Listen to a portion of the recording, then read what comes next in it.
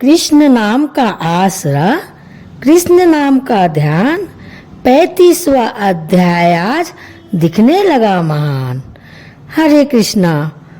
ब्रह्मा जी आप सभी को स्वस्थ एवं प्रसन्न रखे, आपकी सभी मनोकामनाएं पूरी करे। इतनी कथा सुनकर ऋषिवर कहने लगे कि हे सूत जी, जब हम आपसे तुलसी के विवाह की विधि पूछना चाहते हैं सो कृपा करके वर्णन कीजिए। ऋषिवरों का यह वाक्य सुनकर आनंद में मग्न हुए श्री सूत जी कहने लगे कि हे मुनीश्वरों, अब मैं आपके सामने तुलसी जी के विवाह की विधि का वर्णन करता हूँ, इसलिए आप सावधान होकर सुनने का कष्ट करें। जब उत्तरायण रवि हो, गुरु शुक्र का उदय हो, विवाह के नक्षत्र हो और विशेषकर पूर्णिमा हो अथवा कार्तिक का महीना और भीष्म पंचक हो, तब तुलसी वन में व अपने घर में सुंदर मंडप और उत्तम हवन कुंड के सहित मनोहर वेदी की रचना करता हुआ ऋतुवीज ब्राह्मणों को जो विद्वान और राग द्वेष आदि से रहित हो निमंत्रित करे और गृह यज्ञ आरंभ करता हुआ मातृकाओं की पूजा करे।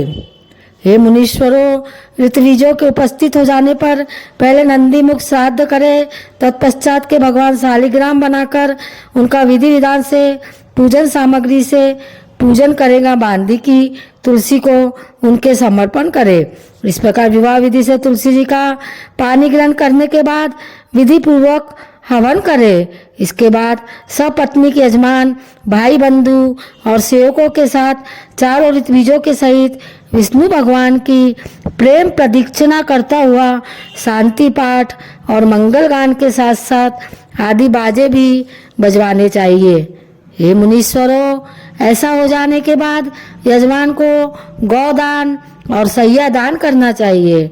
ऋतुवीजों को दक्षिणा देकर विप्र भोज और जाति भोज करना चाहिए।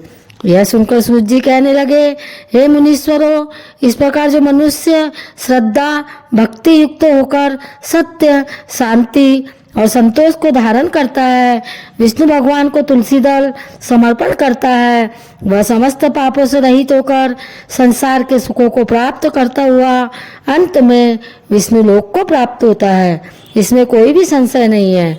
हे मुनीश्वरों, जिस प्रकार से तुलसी जी के विवाह की विधि बताई गई है, उसी प्रकार आंवला, समी और पीपल के विवाह की विधि समझनी चाहिए।